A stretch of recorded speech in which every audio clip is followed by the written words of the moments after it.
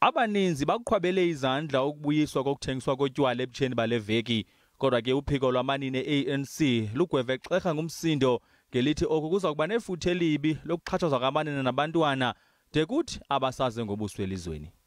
We reject the unbanning of the sale of alcohol whilst the country is still under national state of disaster. Alcohol is one of the major contributors to gender-based violence in South Africa.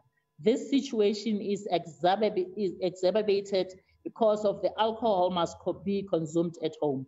Many women have suffered abuse in the hands of intoxicated partners. La manina athi ayakuxhasa ngokupheleleyo ukubuyela kwesikolo namaziko emfundo ephakamileyo. Kaloku ke kwakho uchungcembe nalapha abafundi abaninzi kangabakwazi ukubuyela esikolweni kuba ngekho izinto ezidingekayo ngeli xesha le-COVID-19. IWomens League supports the call made by SABC and calls us in relation to the reopening of schools, especially your basic education. We understand that education is a fundamental right that must be afforded to every child. However, it will be imperative and important for education department to place in safe and conducive environment during the pandemic.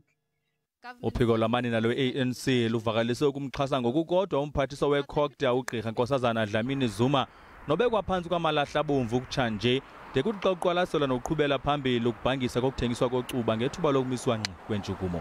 Ndinkwabongile Dumako, iindaba ze-SABC eRhawutini.